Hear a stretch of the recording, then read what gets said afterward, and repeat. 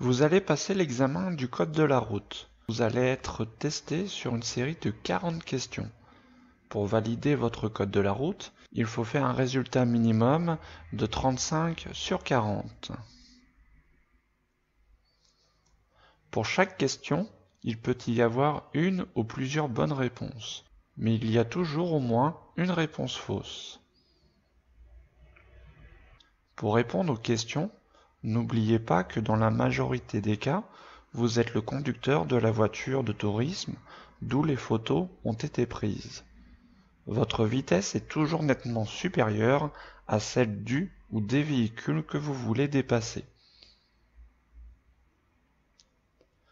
Sauf indication contraire, vous êtes titulaire du permis de conduire de la catégorie B, mais en dehors de la période probatoire.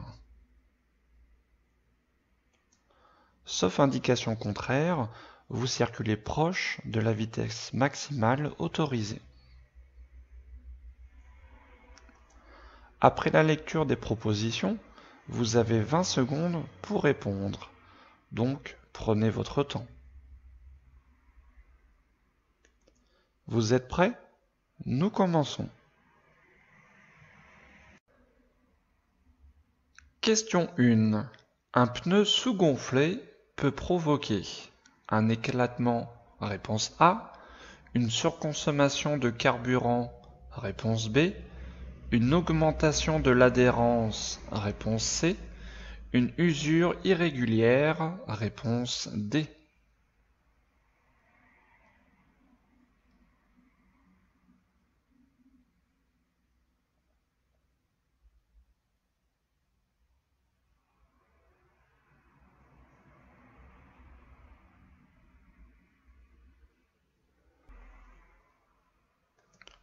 Question 2. Pour prendre la sortie, je freine immédiatement. Oui, réponse A. Non, réponse B.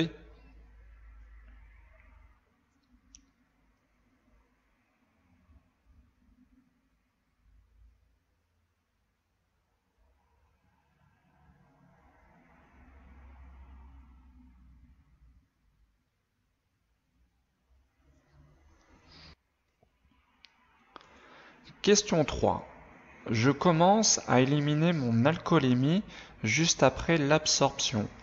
Oui, réponse A. Non, réponse B. Pour éliminer 0,80 g par litre de sang, il me faut 2 à 3 heures, réponse C. 4 à 6 heures, réponse D.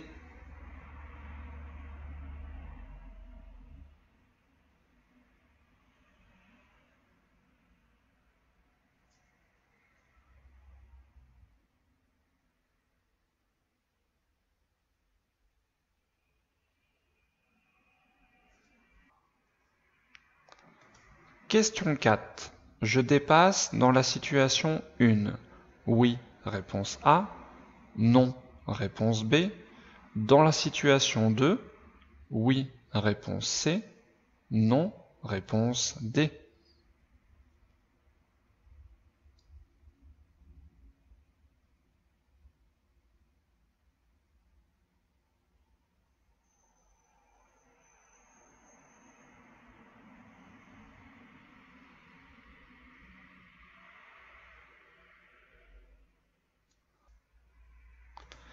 Question 5.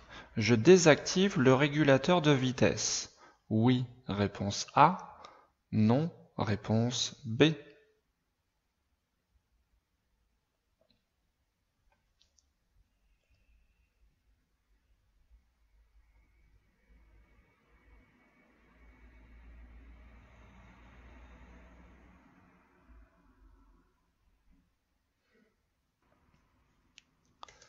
Question 6.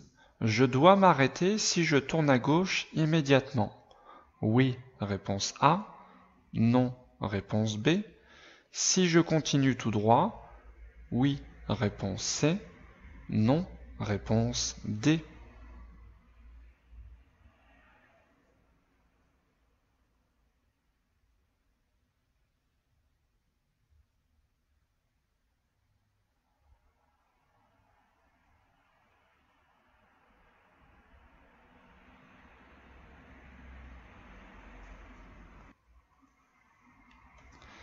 Question 7.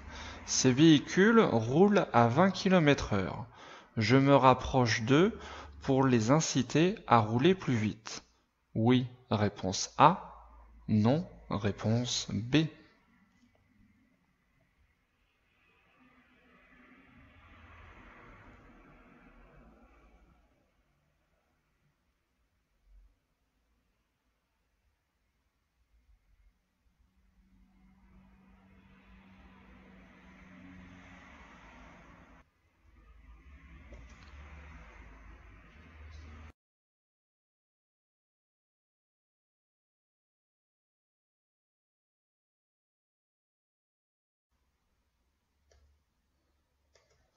Question 8. J'ai des notions de secourisme. Je m'arrête. Oui, réponse A. Non, réponse B.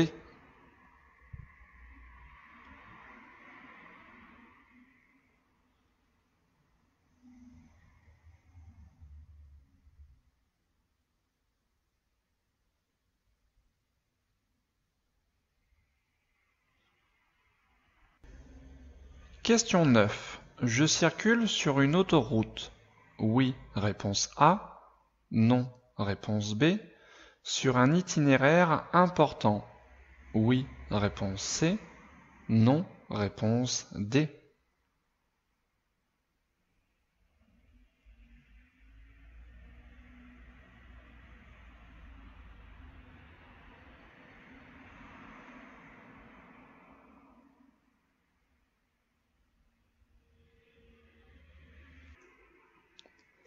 Question 10.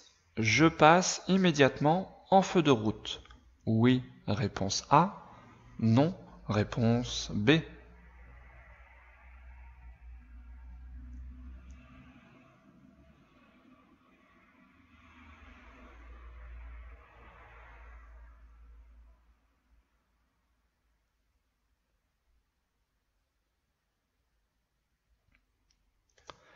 Question 11.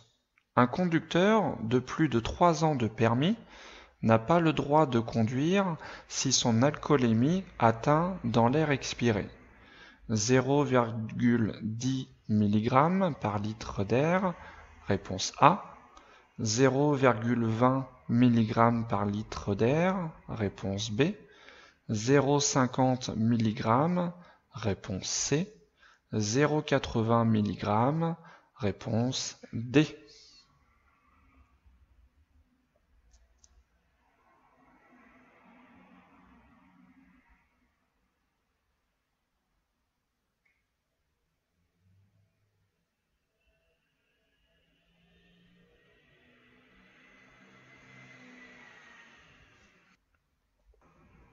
Question 12. Avant les panneaux, la vitesse est limitée à 50 km/h, réponse A. 70 km/h, réponse B. Après les panneaux, la vitesse est limitée à 70 km/h, réponse C. 80 km/h, réponse D.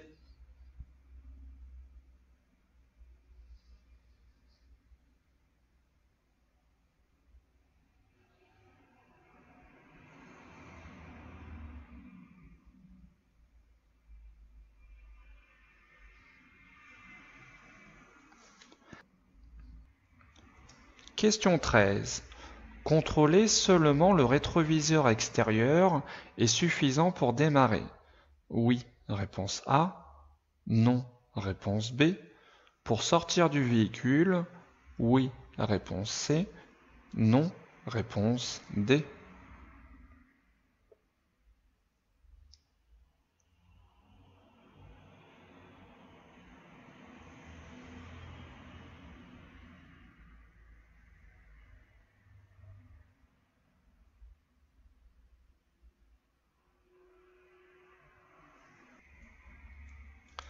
Question 14.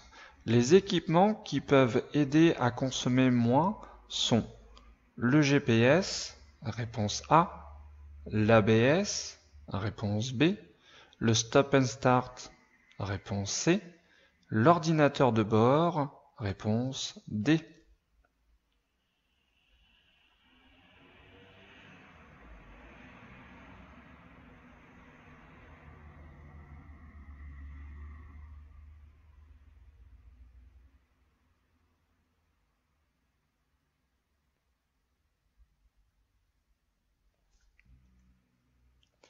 Question 15. Les drogues douces diminuent le temps de réaction. Oui, réponse A. Non, réponse B.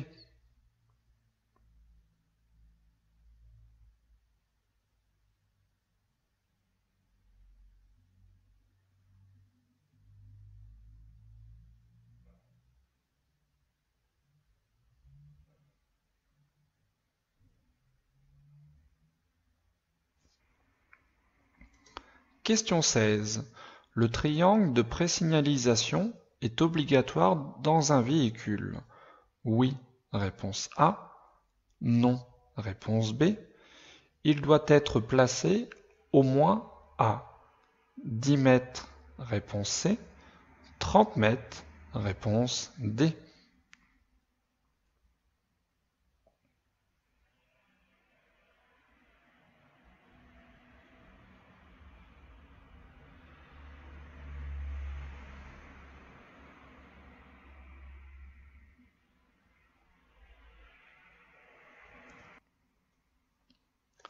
Question 17. Je tourne à gauche. Je passe, réponse A. Je m'arrête, réponse B.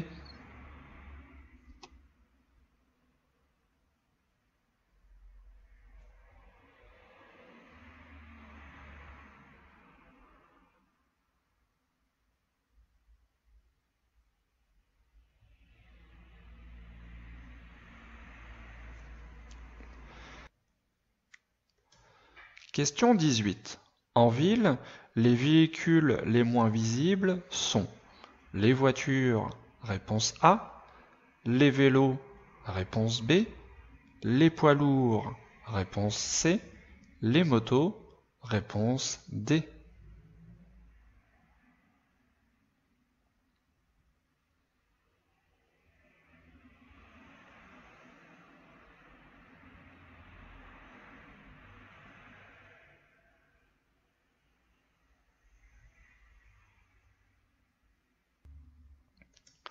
Question 19. Dans cette situation, je suis très attentif à la zone A. Oui, réponse A. Non, réponse B. À la zone B. Oui, réponse C. Non, réponse D.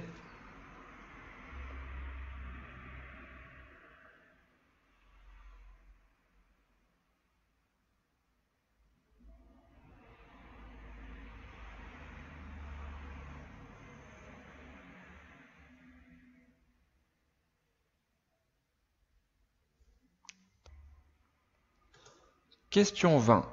Je peux circuler en feu de croisement, réponse A, feu de route, réponse B, feu de brouillard avant, réponse C, feu de brouillard arrière, réponse D.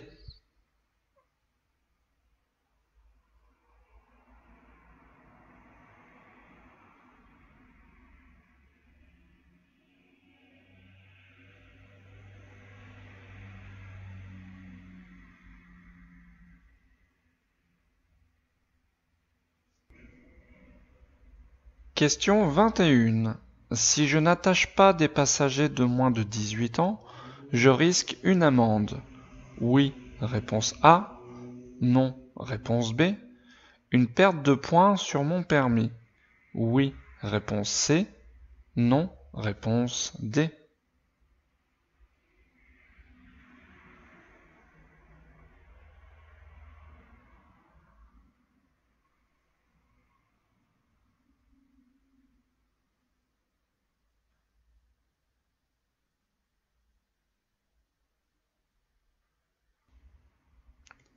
Question 22. Ce voyant vient de s'allumer. Il indique une pression d'huile insuffisante. Réponse A. Surchauffe moteur. Réponse B. Je m'arrête immédiatement. Oui, réponse C. Non, réponse D.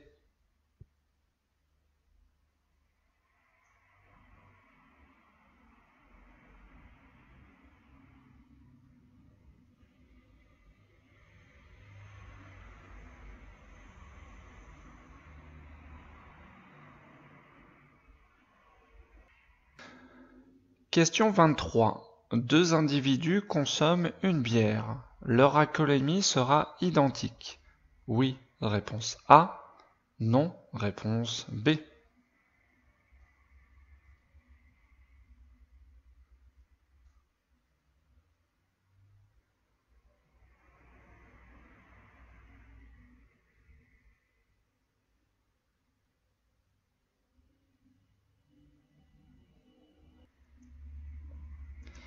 Question 24. Pour tourner à gauche, je m'engage immédiatement. Réponse A. Je m'arrête. Réponse B.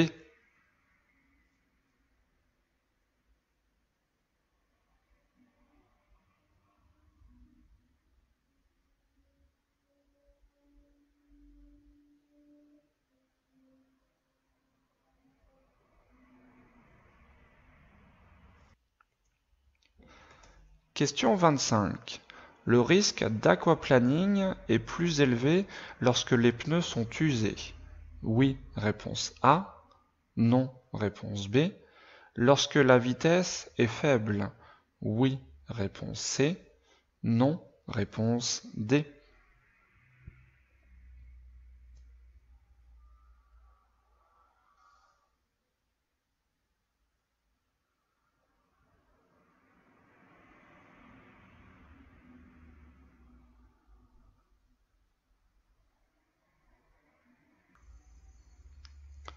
Question 26. Dans cette situation, j'accélère et je passe. Réponse A. Je ralentis et je patiente. Réponse B.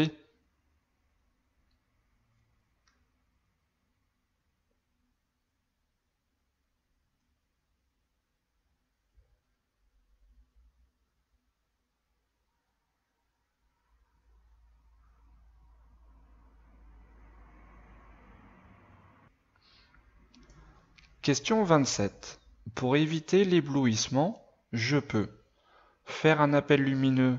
Réponse A. Mettre le rétroviseur en position nuit. Réponse B.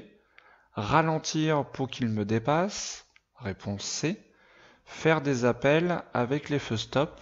Réponse D.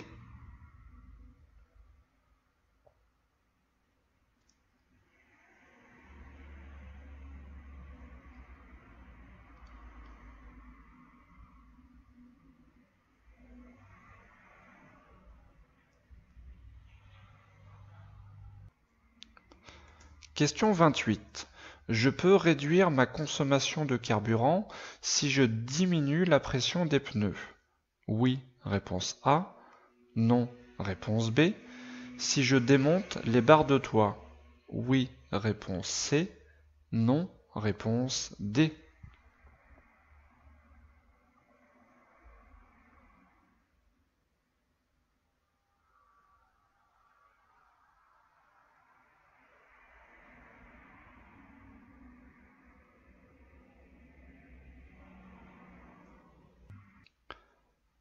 Question 29. Le prochain virage dangereux sera à gauche, réponse A, à droite, réponse B.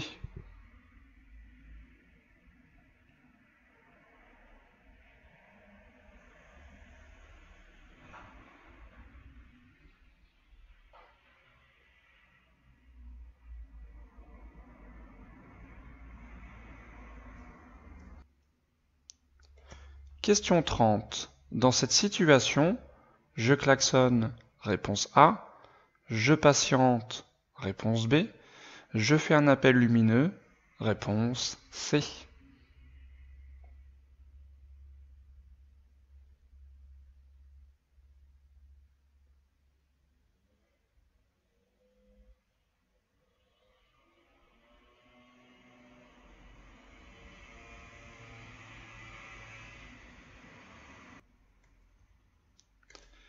Question 31. Manger en conduisant peut m'empêcher d'effectuer des gestes rapides. Oui, réponse A. Non, réponse B. Peut augmenter le temps de réaction. Oui, réponse C. Non, réponse D.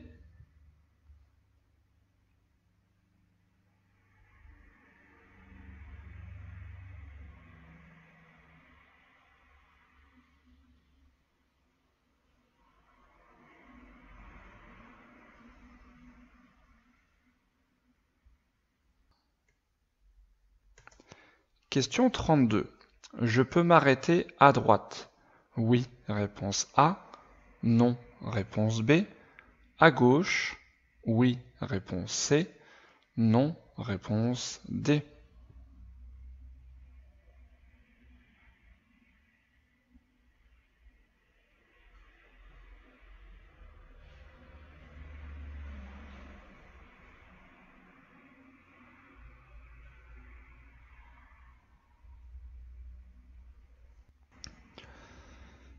Question 33.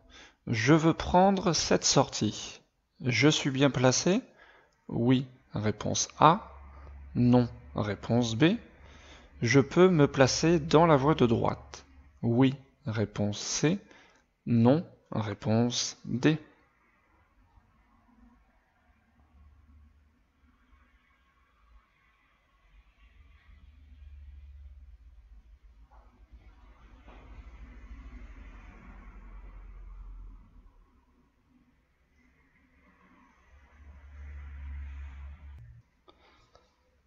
Question 34. Avec ces commandes, je peux régler les rétroviseurs extérieurs. Réponse A. Régler le rétroviseur intérieur. Réponse B. Ouvrir ou fermer les vitres avant. Réponse C. Ouvrir ou fermer les vitres arrière. Réponse D.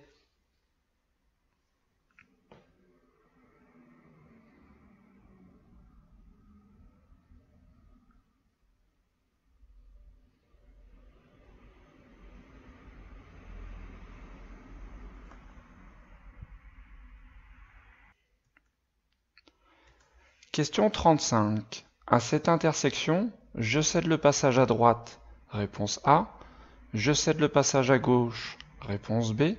Je passe sans céder le passage. Réponse C.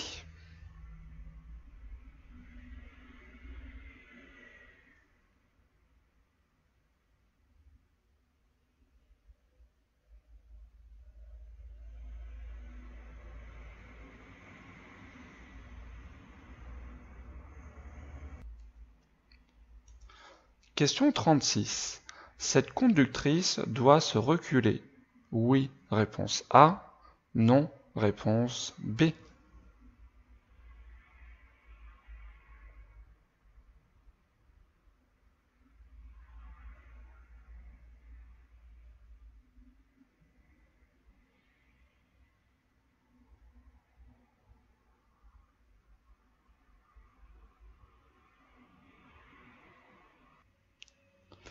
Question 37. Cette route est en sens unique. Oui, réponse A. Non, réponse B. Je peux suivre le véhicule qui dépasse. Oui, réponse C. Non, réponse D.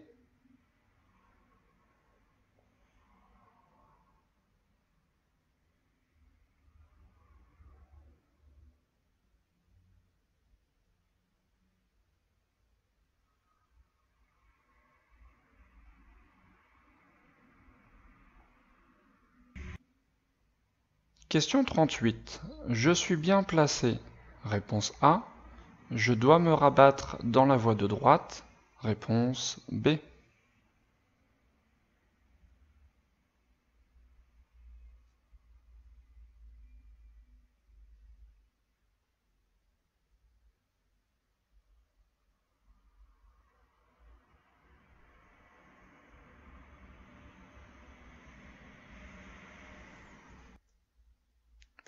Question 39. Le temps de réaction est plus court à 50 km/h qu'à 100 km/h. Oui, réponse A. Non, réponse B.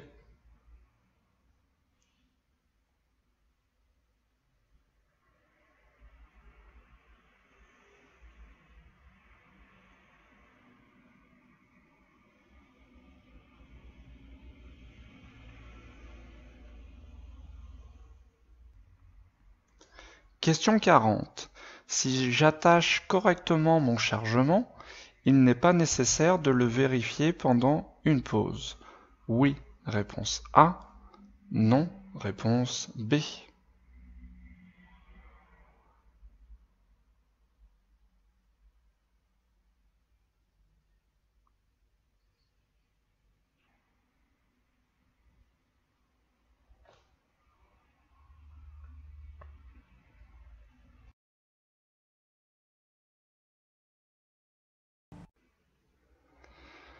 Alors, si le pneu est pas assez gonflé, donc on peut forcément donc éclater. Alors pourquoi éclater? Parce que si jamais on prend un virage, le pneu va se déformer. Donc, et s'il se déforme de trop, le pneu éclate. Hein. Donc ça c'est forcément très dangereux. Si le pneu est sous-gonflé, donc on va consommer plus de carburant. Pourquoi? Parce qu'il y a plus de pneus qui va être en contact avec le sol et ça va empêcher un peu plus le véhicule d'avancer. Donc on va consommer plus de carburant.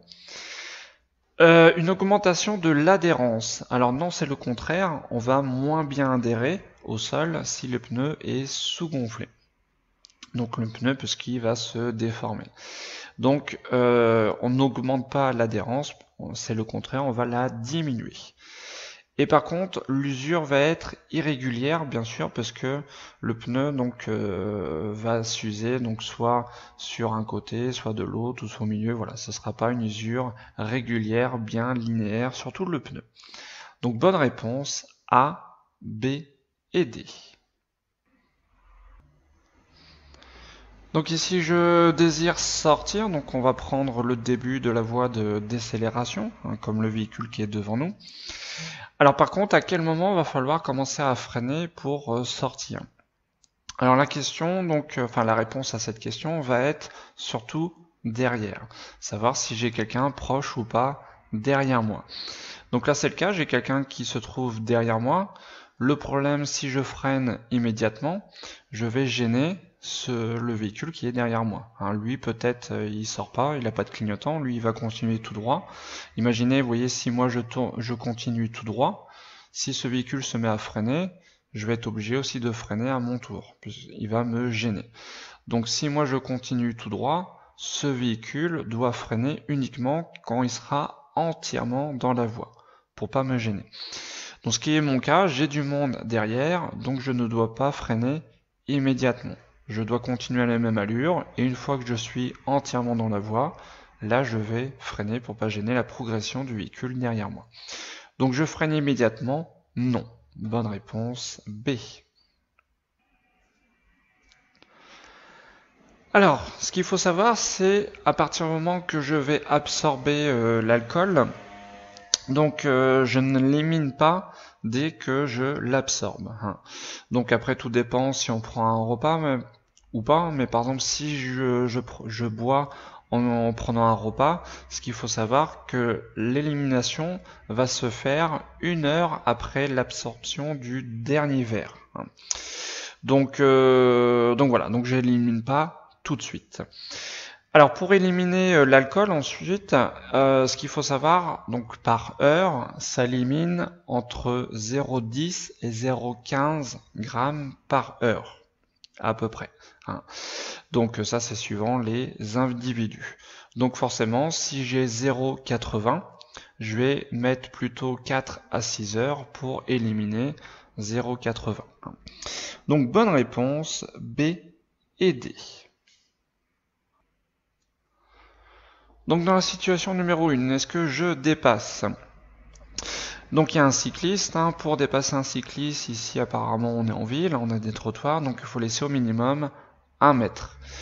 Là le souci, j'ai un véhicule qui arrive en face, si jamais je me déporte pour avoir les 1 mètre, forcément le véhicule qui arrive en face n'aura pas suffisamment de place pour passer. Donc je ne dépasse pas dans la situation numéro 1.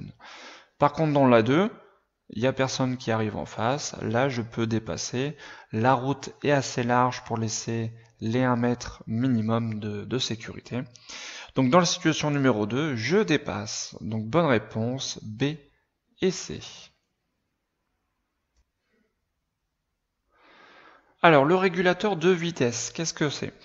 Donc ce système, on permet donc, si on programme une vitesse, hein, donc par exemple j'avance 90 km/h, et si j'active mon régulateur de vitesse, la voiture va rouler toute seule à 90 km/h. C'est-à-dire j'ai pas besoin d'accélérer, ma voiture va rouler toute seule à la vitesse que je lui ai indiquée. Alors ça c'est bien le régulateur quand on sait qu'on va rester longtemps à la même allure, c'est-à-dire quand il n'y a pas de danger devant nous. Ici, est-ce que c'est le cas? Est-ce que j'ai des dangers devant moi? Oui, on a des ouvriers qui sont en train de couper l'herbe, donc forcément, c'est des dangers. Donc surtout celui-ci, il est dos à moi. En plus, ils ont des casques, donc ils m'entendent pas, ils sont dos, ils savent pas que je suis là. Qu'est-ce qu'ils pourraient faire? Par exemple, cet ouvrier, il pourrait faire 1 ou 2 pas vers l'arrière et vite se retrouver sur la chaussée, sur la route. Donc forcément, je vais désactiver mon régulateur pour être prudent au cas où ces ouvriers fassent un écart par rapport à la chaussée. Donc, bonne réponse, je désactive le régulateur, donc oui, hein, je le désactive. Bonne réponse A. Alors, si je tourne à gauche immédiatement, donc la route se trouve juste ici, c'est-à-dire avant le stop de ceux qui arrivent en face. Donc, est-ce que j'ai besoin, si je tourne à gauche immédiatement, de m'arrêter? Je ne rencontre aucun signal, hein, ici, si je tourne à gauche, donc j'ai aucune obligation de m'arrêter.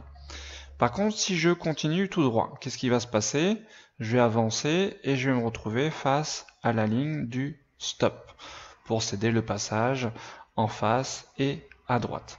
Donc si je vais tout droit, par contre, je vais être obligé de m'arrêter à cette bande de stop. Donc si je tourne à gauche, je n'ai pas besoin de m'arrêter, donc bonne réponse B. Par contre, si je continue tout droit, je suis obligé de m'arrêter. Réponse C. Donc B et C.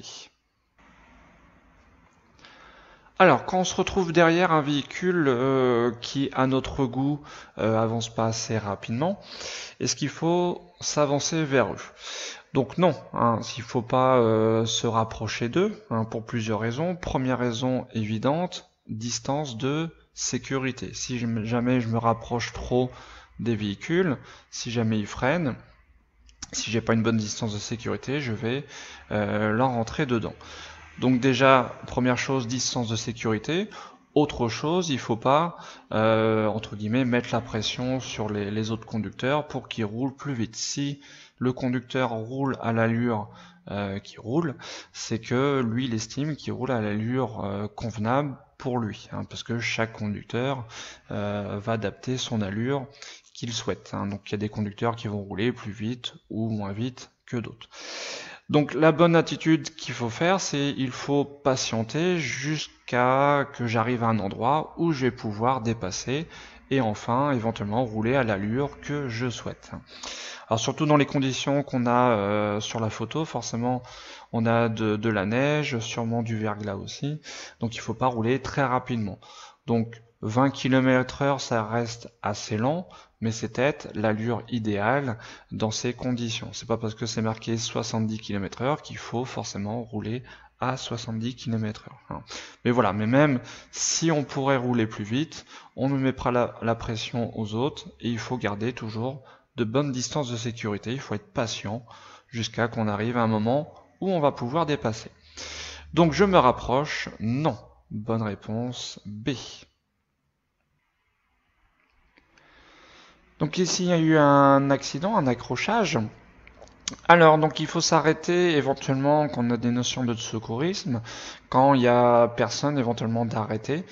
Donc là, il n'y a pas besoin puisqu'il y a déjà donc les pompiers qui sont en intervention. Donc forcément, les pompiers, eux, ont des notions de secourisme. Hein, ils sont là forcément pour secourir. Donc il n'y a pas besoin de s'arrêter, il n'y a pas besoin de les embêter dans leur travail. Hein, ils savent ce qu'il faut faire. Donc non, il faut surtout pas s'arrêter. Ça pourrait même, voilà, les gêner plutôt qu'autre chose. Hein. Donc je m'arrête. Non. Réponse B. Alors, pour savoir sur quel itinéraire ou quelle route on roule, c'est assez simple. Il faut regarder ce qu'on appelle le cartouche qui est tout en haut. Et ici, on a D. D pour départemental. Ensuite, on peut avoir N pour national. Donc, est-ce que je circule sur une autoroute? Non. Si ce serait une autoroute, ce serait marqué A. A quelque chose, le numéro. Est-ce qu'il faut savoir que les autoroutes, c'est à fond rouge. Hein. Les départementales, c'est à fond jaune. Donc je ne circule pas sur une autoroute. Alors par contre, pourquoi on a le panneau autoroute. Parce que donc on est en train de se diriger vers une autoroute. Je suis en train de me diriger vers l'autoroute A28 qui se trouve à 24 km. Donc c'est pour ça qu'on a ce panneau à fond bleu, puisque plus loin, à 24 km, je vais trouver l'entrée d'une autoroute. Mais pour l'instant, je ne suis pas sur une autoroute. Est-ce que je suis sur un itinéraire important? Donc les itinéraires importants, c'est les panneaux à fond vert. D'accord?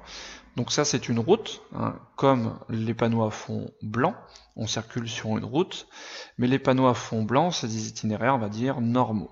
Par contre, les itinéraires importants, donc c'est marqué par un fond vert. Donc là, on retrouve bien un panneau à fond vert, donc on est bien sur un itinéraire important. Donc, bonne réponse, B et C.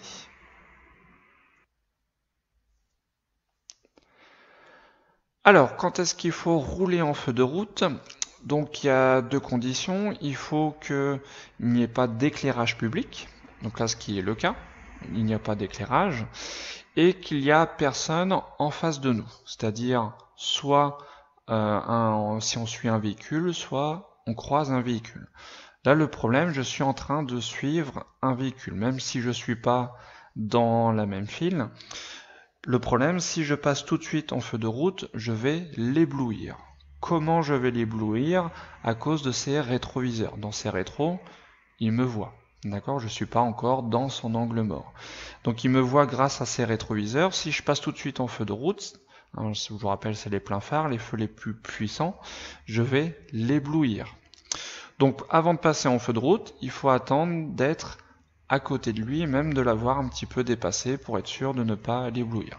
Une fois que j'aurai dépassé complètement ce véhicule, je vais pouvoir allumer mes feux de route pour y voir au loin ce qui se passe. Mais pour l'instant, non. Bonne réponse, B. Alors je le répète toujours, mais attention, pour l'alcool, on a deux mesures. Soit dans l'air, soit dans le sang. Donc il ne faut pas confondre les deux parce que ce n'est pas les mêmes mesures. Donc là on nous parle dans l'air, c'est-à-dire si je souffle, on va mesurer mon air expiré. Alors quand on a plus de 3 ans de permis, on n'est pas jeune conducteur, dans l'air expiré on n'a pas le droit d'atteindre 0,25 mg par litre d'air expiré. Donc c'est-à-dire à partir de 0,25, on est en infraction. Donc 0,24, pas de souci. 0,25, on est en infraction. Donc un conducteur n'a pas le droit de conduire, donc si son alcoolémie, forcément, est à 0,25 ou supérieur à 0,25. Donc 0,10, 0,20, pas de souci. Par contre 0,50 et 0,80, là, on n'a pas le droit. Donc bonne réponse, C et D. Alors pour savoir donc à quelle vitesse on est limité, donc on va regarder la signalisation, c'est-à-dire les panneaux. Donc ici on a un panneau qui nous précise qu'on va sortir d'agglomération. Du coup, avant les panneaux, on sera en ville, en agglomération. Donc en ville, c'est limité à 50 km/h. Donc bonne réponse A. Du coup, après le panneau, donc on n'est plus en ville, on est hors agglomération. Et si donc on n'a aucun panneau qui nous précise quelque chose, donc forcément c'est la règle générale qui s'applique. Donc hors agglomération, la vitesse est limitée à 80 km/h. Si ce serait 70, il y aurait eu un panneau pour nous préciser que ensuite c'est limité à 70 km/h. Mais s'il n'y a aucune précision, c'est la règle générale. Et la règle générale, hors agglomération, c'est limité à 80 km/h sur les routes en double sens de circulation. Donc bonne réponse A et D.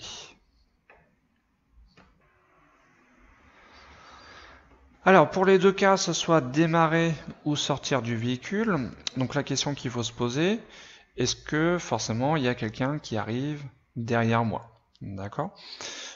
Donc c'est le même principe pour démarrer ou pour sortir. Alors le problème, donc j'ai un rétroviseur, un extérieur gauche. Est-ce que je vois tout ce qui se passe dans ce rétro? Là par exemple, j'aperçois un véhicule qui arrive, Mais est-ce que je suis sûr et certain qu'il n'y a pas un véhicule qui soit juste à côté de moi? Parce que le problème, ce qui se passe à côté de moi, je ne le vois pas dans le rétro. C'est ce qu'on appelle l'angle mort. Donc le problème, si je ne tourne pas la tête pour vérifier dans l'angle mort, je ne peux pas savoir ce qui se passe juste à côté de moi. Je peux avoir un autre véhicule, un vélo, un piéton, etc. D'accord? Ce qui se trouve juste à côté de moi. Donc forcément, le seul contrôle de ce rétro n'est pas suffisant. Il faut regarder ce rétroviseur extérieur et tourner la tête pour vérifier l'angle mort. Donc ce n'est pas suffisant dans les deux cas. Bonne réponse, B et D. Alors, les équipements qui peuvent aider à consommer moins de carburant. Donc le GPS. Le GPS, oui, peut nous aider à consommer moins de carburant. Comment ça? Alors, dans un GPS, on a différentes options. On peut choisir le parcours le plus rapide, le plus court, et on a aussi l'option, sur certains GPS, le plus économique. Le plus économique au niveau donc carburant, usure de la voiture, etc. Donc si je choisis l'option la plus économique, forcément ça va m'aider à consommer moins de carburant. D'accord ? Par rapport à un trajet. Donc le GPS, suivant les GPS qu'on a, peuvent nous aider à consommer moins de carburant suivant l'option qu'on choisit. Alors l'ABS. L'ABS, je vous rappelle, qu'est-ce que c'est? C'est si je freine très très fort, le problème, je risque de bloquer les roues. Donc l'ABS permet de ne pas bloquer les roues lorsqu'on freine très très fort. Ça permet de garder le contrôle de la trajectoire. Est-ce que ça permet de consommer moins de carburant? Non, ça a à voir avec le freinage en cas d'urgence si on freine très très fort. Donc ça n'a rien à voir avec la consommation de carburant. Le stop and start, qu'est-ce que c'est? Donc le stop and start, c'est lorsqu'on s'arrête, ça coupe automatiquement le moteur. Le moteur s'éteint automatiquement. Quel est l'intérêt d'éteindre le moteur? Si le moteur ne tourne plus, le moteur ne consomme plus de carburant. Et ça va rallumer automatiquement le moteur, sans qu'on n'a rien à faire, c'est automatique.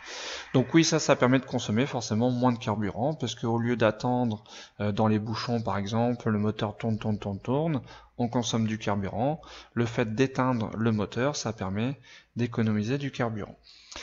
L'ordinateur de bord. Donc l'ordinateur de bord, on peut afficher donc pas mal d'informations, notamment la consommation, ce qu'on appelle soit instantanée ou moyenne. C'est-à-dire en fait, l'ordinateur de bord va vous annoncer ce que vous consommez en carburant.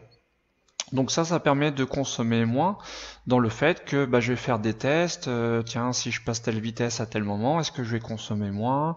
Voilà, ça permet de savoir à quel moment le véhicule consomme le moins possible. Ça permet de s'adapter au véhicule pour trouver l'option parfaite pour consommer le moins possible.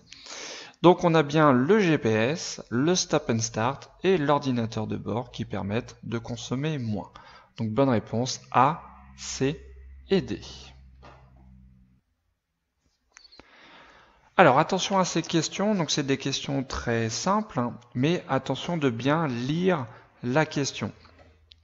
Alors quand je prends des drogues, mon temps de réaction, est-ce que je vais mettre plus de temps ou moins de temps à réagir? Je vais mettre plus de temps à réagir. Du coup, mon temps de réaction, il va augmenter. Il ne va pas diminuer.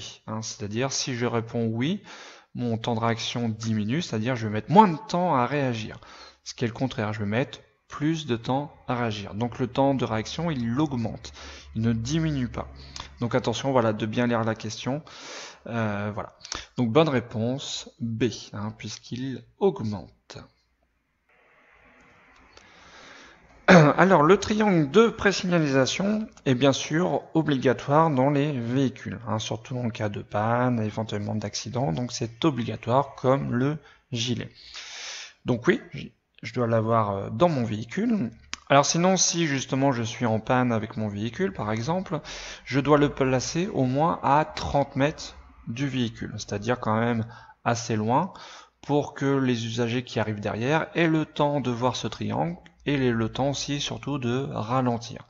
Si je le mets très proche de mon véhicule, ils vont le voir, et puis le temps de réagir, de ralentir, il sera peut-être trop tard. Donc c'est au moins 30 mètres. Donc bonne réponse A et D.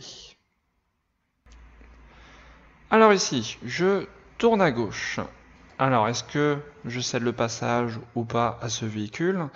Donc là c'est la règle générale qui s'applique. Quand je tourne à gauche, je cède le passage en face, sinon je lui coupe la route. Ou sinon on peut prendre dans un autre sens aussi, c'est si jamais je tourne, comme ce véhicule n'a pas de marquage au sol, priorité à droite. On peut aussi penser à ça. Mais moi je vous conseille plutôt de savoir cette règle-là. Quand je tourne à gauche, je cède le passage en face, sauf indication contraire, par exemple s'il aurait eu un stop, là ça aurait été non, forcément. Donc je m'arrête pour lui céder le passage. Bonne réponse B. Alors les véhicules les moins visibles en ville, donc c'est les véhicules forcément qui sont pas très larges, donc c'est-à-dire les deux roues, forcément, donc on a forcément les vélos, les cyclomoteurs, les motos. Une voiture, forcément, c'est assez large, donc c'est très visible. Comme les poids lourds, encore plus, c'est beaucoup plus gros. Donc les moins visibles, ce sont les vélos et les motos, les deux roues. Donc bonne réponse, B et D. Alors quand on conduit, il faut être attentif à tout ce qui nous entoure, surtout les objets, on va dire, entre guillemets, vivants, c'est-à-dire qui bougent.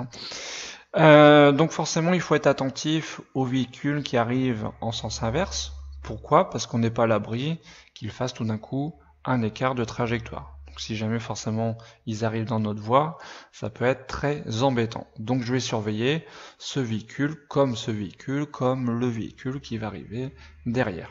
On est attentif à la circulation. Il faut être attentif aussi, donc comme je vous disais, à tout ce qui est vivant, tout ce qui bouge. Donc forcément les piétons. Les piétons, ça bouge. Donc je vais être attentif aussi, bien sûr, à ce piéton. On ne sait jamais, il pourrait mettre un pied sur la chaussée, sur la route, tout d'un coup désirer traverser. On ne sait jamais. Donc je suis attentif à tous ces indices qui bougent, qui sont vivants. Donc bonne réponse A et C. Alors ici, quel temps fait-il? Donc déjà, il fait jour et il neige. Alors, ce qu'il faut savoir en plein jour, s'il faut allumer des feux, ce sera uniquement les feux de croisement. Jamais en plein jour on allume les feux de position seule, jamais en plein jour on allume les feux de route. S'il faut allumer des feux, ce sera toujours en pleine journée, les feux de croisement. Donc là oui, quand il y a de la neige, il faut obligatoirement allumer des feux pour être visible. Donc feu de croisement. Ensuite, les feux de brouillard. Donc quand il neige, je peux allumer les feux de brouillard avant et arrière pour être visible de loin. Vous voyez par exemple les véhicules qui sont ici, est-ce qu'ils sont très visibles? Pas vraiment. Donc c'est pour ça qu'il faut mieux avoir un feu de brouillard pour être visible de très loin. Voilà, parce que la chute de neige, ça fait un petit peu comme un brouillard, ça fait, vous voyez, brumeux au loin. Je vois pas très loin ce qui se passe. Donc quand il y a des chutes de neige, je peux allumer les feux de brouillard avant et arrière. Donc bonne réponse A, C et D. Alors ce qu'il faut savoir donc par rapport aux passagers de moins de 18 ans, donc le conducteur est responsable. C'est-à-dire donc c'est à lui de vérifier et d'ordonner que les enfants s'attachent. Donc forcément si il n'attache pas les enfants, le conducteur risque une amende, bien sûr. C'est lui qui doit payer l'amende, il est responsable. Donc bonne réponse A. Alors par contre ce qu'il faut savoir sur la perte de points par rapport à la ceinture de sécurité, il n'y a que le conducteur qui perd des points sur son permis. C'est-à-dire, donc on imagine on a 5 adultes qui ont leur permis, qui sont dans la voiture. Donc, par exemple, l'adulte passager qui n'attache pas sa ceinture, donc c'est lui qui a une amende, puisqu'il est responsable de lui-même, mais il n'a pas de perte de points sur son permis puisque il ne conduit pas. c'est le conducteur uniquement qui perd des points s'il n'attache pas sa ceinture. Les passagers, il n'y a pas de perte de points pour les passagers, c'est juste une amende. Donc si je n'attache pas les enfants, j'ai une amende, forcément, mais je n'ai pas de perte de points sur mon permis à condition que je sois attaché. Donc bonne réponse A et D. Alors ce voyant, qu'est-ce qu'il indique? Donc il indique une surchauffe moteur. C'est-à-dire, donc vous voyez, on a les petites vagues, donc ça c'est un liquide avec là un thermomètre, donc c'est la température moteur, donc surchauffe moteur. Alors bien sûr, quand on a un voyant de couleur rouge, il faut s'arrêter le plus tôt possible, ça occasionne un danger par rapport au véhicule. Alors ce qui est important dans ce que je viens de dire, c'est le plus tôt possible. On s'arrête pas comme ça n'importe où. Alors dans cette situation, est-ce que je peux m'arrêter immédiatement? Donc on est sur une 2 fois 2 voies, séparées par un terre-plein central. Donc sur ce type de route, il faut s'arrêter sur la bande d'arrêt d'urgence ou sur un emplacement d'arrêt d'urgence. Ici, il n'y en a pas, donc je ne m'arrête pas immédiatement. Donc je continue. Donc bonne réponse B et D. Alors, ce qu'il faut savoir, il y a plusieurs choses à savoir par rapport à cette question. Donc là, on nous parle de l'alcoolémie. Alors, l'alcoolémie, on entend par là, c'est le taux d'alcool dans le sang. C'est ça qu'on nous demande. Donc en fait, si deux individus consomment une bière, est-ce qu'ils auront le même taux d'alcool dans le sang? Donc la réponse est oui. Pourquoi? Parce qu'il faut savoir, donc quand on parle de verre au bar, donc quel que soit n'importe quel verre, on aura le même taux d'alcool dans le sang. Donc on prenne une bière, un verre de vin, etc.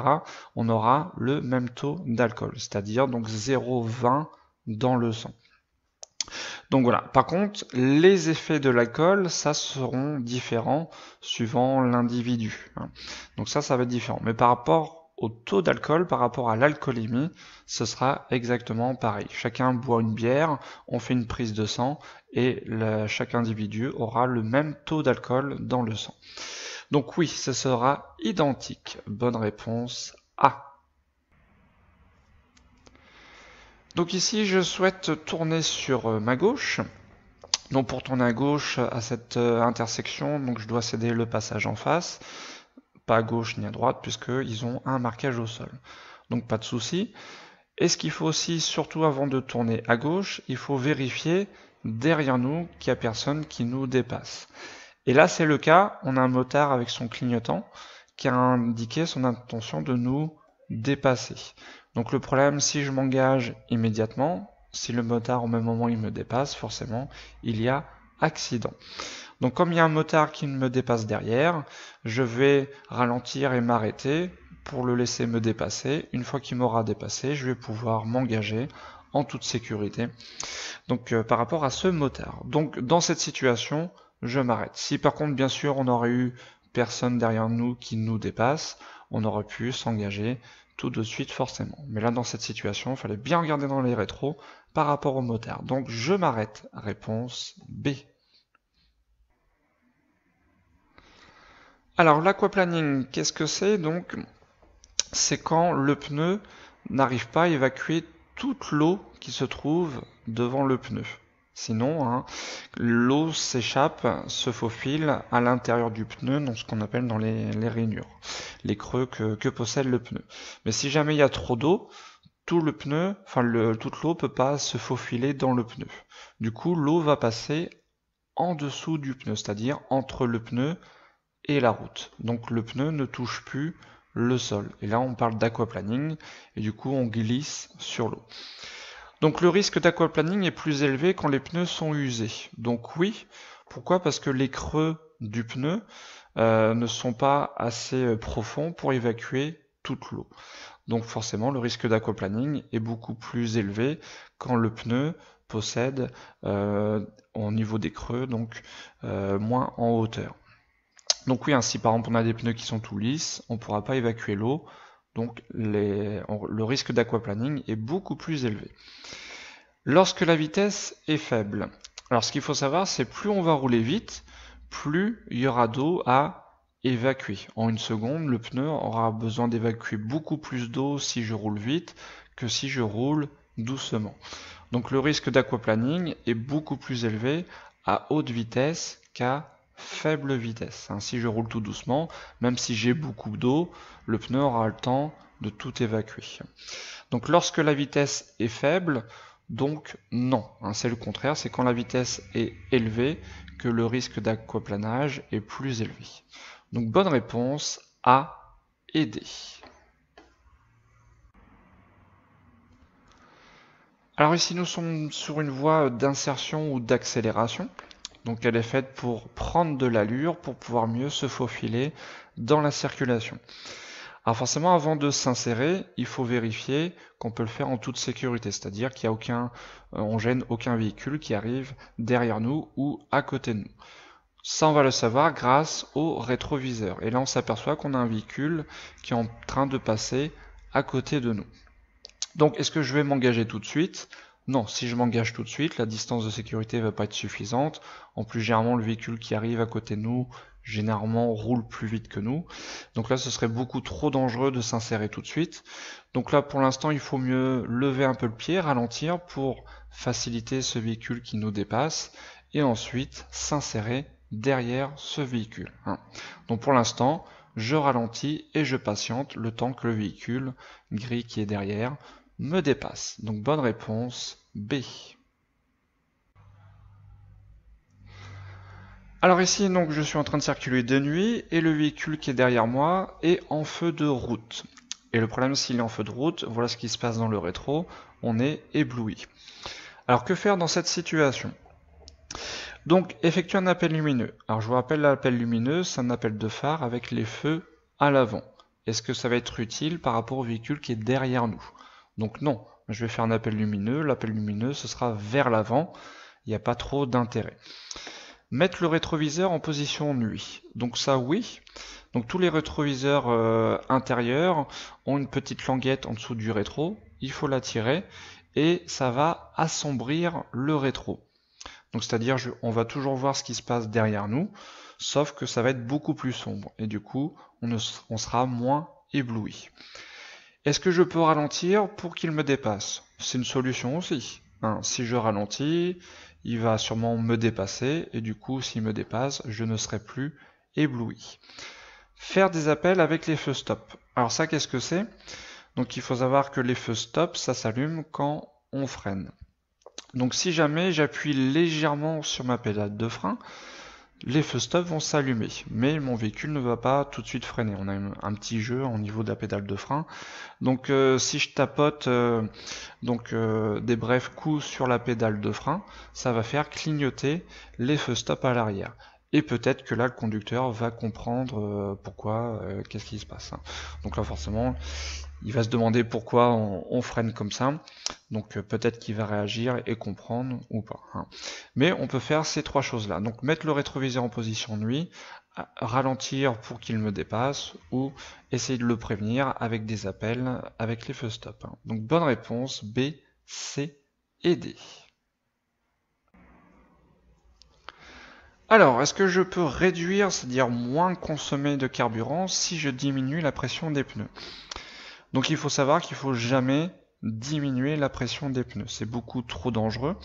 Ce qu'il faut savoir, c'est un pneu sous-gonflé risque d'éclater. Et forcément, si on éclate, c'est le risque d'accident. Alors, est-ce que en plus, si je diminue la pression des pneus, est-ce que ça va faire moins consommer de carburant ? Donc non, c'est le contraire. C'est un peu comme une voiture, c'est un peu comme un vélo. Si vous gonflez mal vos pneus, vous allez voir que vous allez avoir du mal à avancer. Le pneu va beaucoup plus freiner puisqu'il y a plus de contact au sol. Donc ce serait éventuellement plutôt l'inverse. Il faudrait plutôt surgonfler les pneus pour qu'il y ait moins de contact au sol que plutôt l'inverse de diminuer la pression des pneus.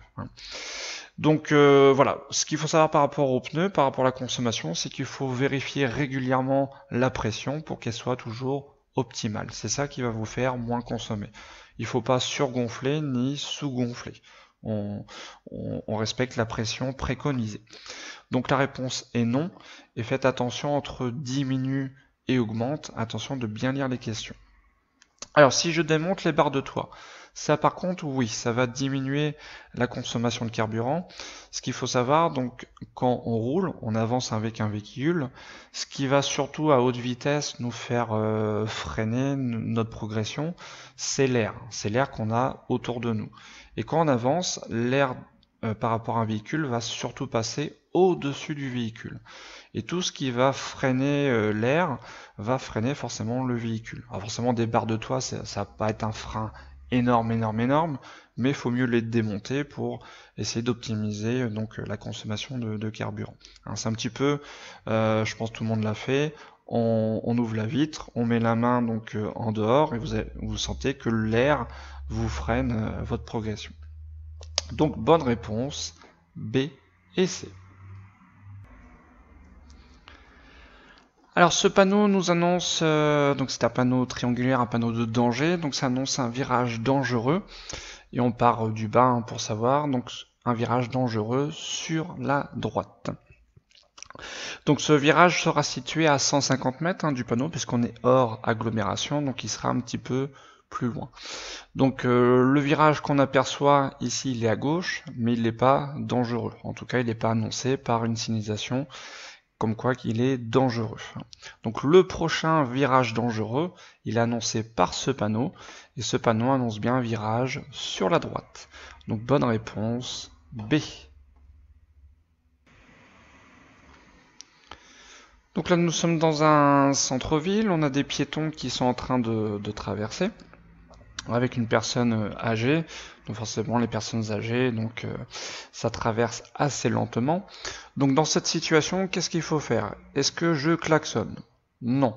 Je vous rappelle, le klaxon en ville est interdit, sauf en cas de danger immédiat. C'est-à-dire que il n'y a que le klaxon qui nous permettra d'éviter le danger. Là, il n'y a aucun danger. Donc je patiente, donc oui, hein, il suffit juste de patienter le temps que ces piétons traversent, et une fois que j'aurai la voie libre, je pourrai reprendre ma route. Faire un appel lumineux, donc ça sert à rien, donc on va pas donc au niveau des piétons donc les stresser, leur dire d'aller plus vite. Hein. Il faut partager la route, faut patienter, surtout dans un centre-ville. Hein, il y a plein de choses qui se passent, des piétons qui traversent, des véhicules qui se stationnent, etc. Donc quand on conduit, il faut pas être pressé, faut prendre son temps. C'est pas 10 secondes de perdu qui vont changer grand chose. Hein. Donc je patiente, réponse B. Alors quand on conduit, donc il faut toujours avoir les deux mains libres pour pouvoir accéder aux commandes. Les commandes, le volant, le levier de vitesse, éventuellement les commandes, klaxon, clignotant, etc. Donc si jamais je mange, j'ai qu'une main de disponible. Donc forcément, si jamais une situation d'urgence, j'ai besoin d'effectuer des gestes rapidement, je vais être beaucoup plus forcément limité en n'ayant qu'une main pour me servir. Donc oui, ça peut m'empêcher de faire des gestes rapides. Alors est-ce que ça peut augmenter le temps de réaction? Donc oui, on va mettre plus de temps à réagir. Alors plus de temps à réagir, donc non pas au niveau de l'analyse, au niveau du cerveau, donc ça changera pas, mais c'est par rapport aux gestes. On en revient à la même chose. Comme mes gestes seront moins rapides, je vais réagir plus tardivement. C'est-à-dire, je vous rappelle, le temps de réaction, c'est à partir du moment qu'on aperçoit la chose. Par exemple, un piéton traverse devant nous et il faut freiner, agir sur le volant, etc. Donc ma réaction sur les commandes va être plus longue si je mange en conduisant.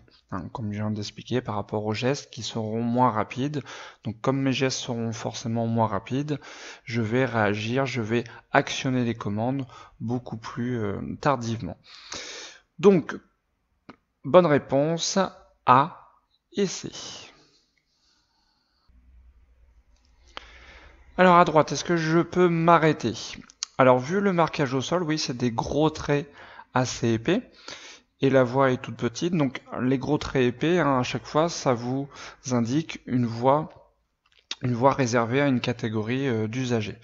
Donc vu la largeur de la voie, donc c'est une bande cyclable. Si ce serait beaucoup plus gros, ce serait éventuellement une voie de bus. Bon, que ce soit bande cyclable ou voie de bus, l'arrêt et le stationnement sont interdits sur les voies réservées. C'est-à-dire s'il y a un cycliste qui arrive, si je m'arrête ici, il ne pourra pas passer. Donc c'est interdit de s'arrêter sur les bandes cyclables.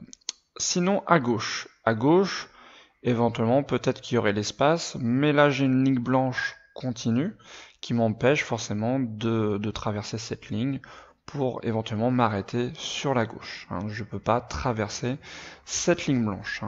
La ligne blanche, c'est considéré comme un mur.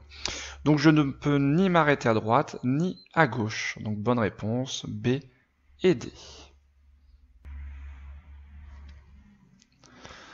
Alors si nous sommes situés sur une autoroute, comme le confirme ce panneau, et nous arrivons donc à l'abord d'une sortie.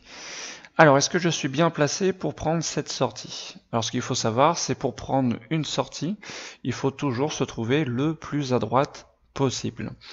Alors, est-ce qu'on est bien le plus à droite possible? Donc, on peut voir que sur cette autoroute, on a 3 voies de circulation. Une première, une deuxième et une troisième.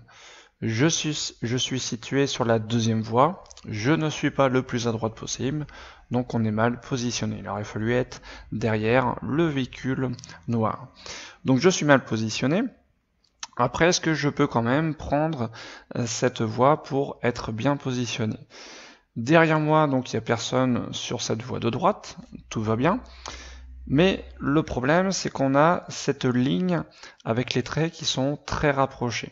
Vous voyez, c'est pas du tout la même ligne qu'on a à gauche. Alors que signifie cette ligne? Cette ligne, c'est ce qu'on appelle la ligne de dissuasion. Donc qu'est-ce qu'elle interdit? Elle interdit de passer dans la voie de gauche à la voie de droite. En fait, elle interdit de se rabattre. Pourquoi? Justement, dans notre cas, c'est pour éviter de faire une queue de poisson, un véhicule qui serait juste à côté de nous, pour prendre au dernier moment la sortie, puisqu'on vient de dire qu'il faut être le plus à droite possible pour prendre la sortie. Par contre, elle autorise à dépasser, c'est-à-dire de passer de cette voie de droite à cette voie de gauche. Donc bonne réponse, B et D. Alors ces commandes, à quoi elles servent? Donc on a déjà cette petite commande qui va nous servir à régler les rétroviseurs extérieurs. On a le petit symbole, donc en sélectionnant soit celui de gauche ou soit celui de droite, et on a les petites flèches pour monter, descendre, les rétros, les régler. Donc on a bien les rétroviseurs extérieurs, par contre le rétroviseur intérieur, donc ça c'est faire manuellement avec les deux mains. On ne peut pas régler le rétroviseur intérieur électriquement, ça n'existe pas sur les véhicules. Alors vous allez me dire à quoi sert cette petite flèche. Donc sur ce véhicule c'est pour rabattre électriquement le rétro. Ensuite, ces deux commandes, les quatre, donc ça c'est pour les vitres. Donc ici on a les vitres avant, gauche et droite, et là les vitres arrière, gauche et droite. Donc je peux ouvrir ou fermer les vitres avant, ainsi que les vitres arrière sur ce véhicule. Donc bonne réponse A, C et D. Alors si nous arrivons à une intersection gérée par des feux tricolores, et on a aussi un petit panneau qui se trouve sur ce même feu.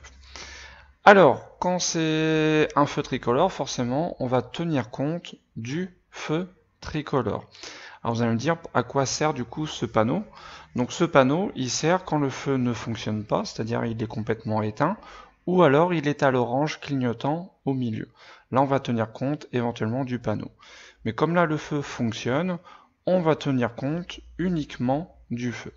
Donc là, le feu est vert. Quand le feu est vert, je passe sans céder le passage, puisque ceux qui vont arriver de gauche comme de droite auront automatiquement un feu rouge. Donc je passe sans céder le passage. Réponse C.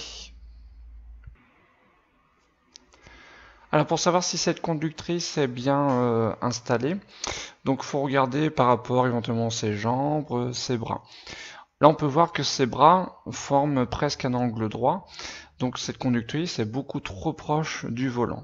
Il faut que ses bras fassent plutôt, vous voyez, ici, hein, donc soit légèrement tendu, mais vraiment très léger, hein. Il faut quand même qu'on soit fléchi, mais là, on voit bien que cette conductrice a des petits bras, entre guillemets, donc c'est-à-dire pour tomber son volant, ce sera très compliqué.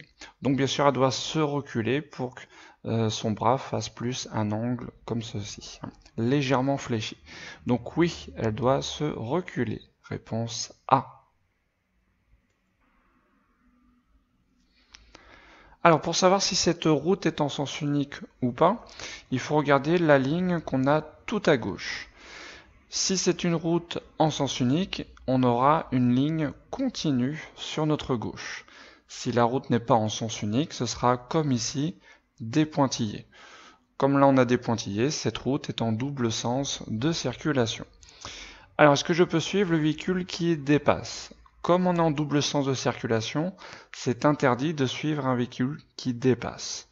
Pourquoi c'est interdit? Parce que le problème, une fois que je serai derrière ce véhicule, je ne vais pas voir ce qui se passe devant.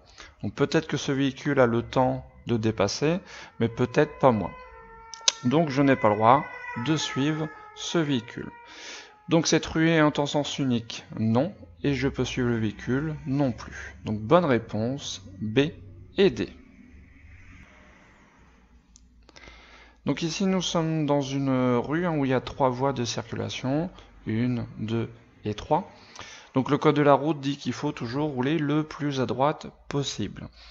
Alors voyons voir si on peut rouler du coup dans la voie la plus à droite.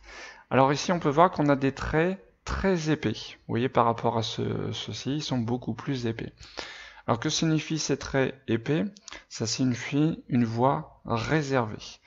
Réservé à qui? Donc vu la largeur de la voie, c'est réservé au bus, au transport en commun. Alors vous allez me dire pourquoi ce véhicule circule dans la voie de bus. On peut remarquer avec les petites lumières qu'il y a au-dessus que c'est un taxi. Donc ça, faut le savoir que les taxis ont le droit d'emprunter les voies réservées aux bus. Donc moi, je n'ai pas le droit de circuler dans cette voie. Je suis donc le plus à droite que je peux, hein, le plus à droite possible. Je suis donc bien placé. Bonne réponse A. Alors,